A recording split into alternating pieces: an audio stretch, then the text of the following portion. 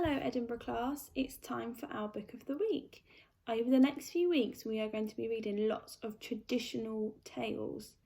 Traditional tales are stories that have been told over many years to lots and lots of people all around the world. Do you know any traditional tales? I'm going to read one to you today and you might know it. It's called The Three Little Pigs. And this one has been published by Ladybird Treasured Tales.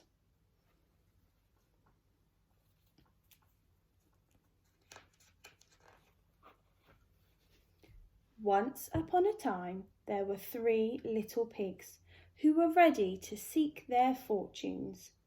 Each little pig packed what he thought he might need. Then he set off to build a house to live in.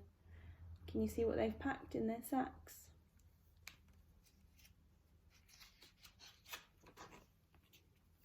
The first little pig built his house out of straw.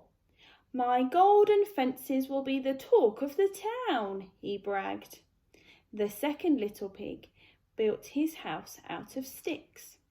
"My timber roof looks very fine," he boasted.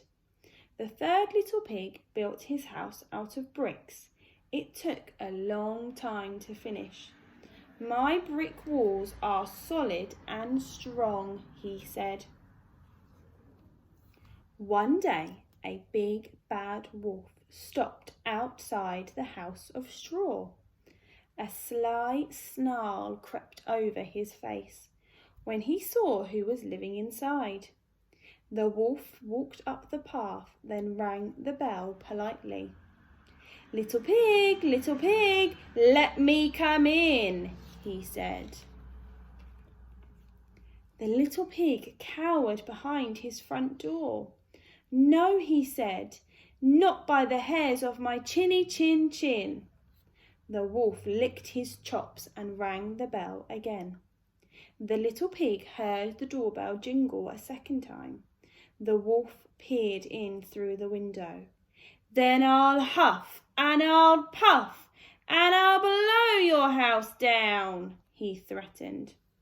The little pig trembled with fear, but he knew that he could never let the wolf come inside. The wolf gave a menacing roar. Then he huffed and he puffed and he blew the house down. "Help!" cried the first little pig as his straw house tumbled to the ground. The frightened pig picked himself up and dashed to find shelter at the second little pig's house. The first little pig had just arrived when the wolf turned up at the house of sticks. Little pig, let me come in," said the wolf. The second little pig slid the bolt across his front door. No," he answered, "not by the hair on my chinny chin."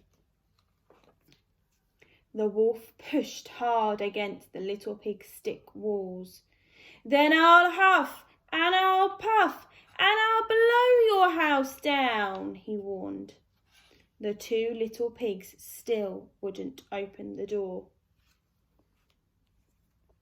The wolf growled in anger. Then he huffed and he puffed and he blew the house down. "Help!" squealed the second little pig as his stick house fell to pieces around him. The scared pair of pigs ran to hide at the little pig's house. They've not used very good materials so far, have they? The third little pig let his brothers in. Then he slammed the front door shut.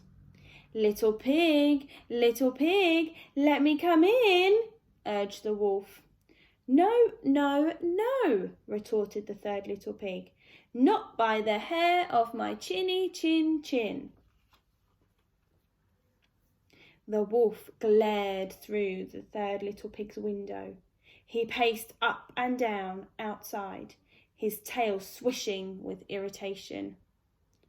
What do you think he's going to say? Can you say it with me? "Then I'll huff and I'll puff and I'll blow your house down," he vowed. The first two little pigs hid underneath the rug in fright. Instead of joining them, the third little pig sat in his favourite armchair, reading the newspaper. He didn't seem the least bit scared.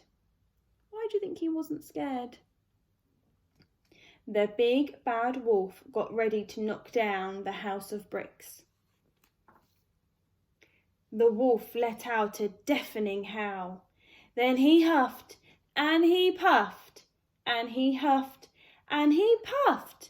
But as hard as he tried, he could not blow the house down. "I'll get you, little pigs," roared the wolf, "even if I have to climb down the chimney."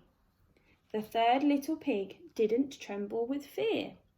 Instead, he put a cooking pot full of water on the fire to boil. The wolf squeezed himself into the brick chimney.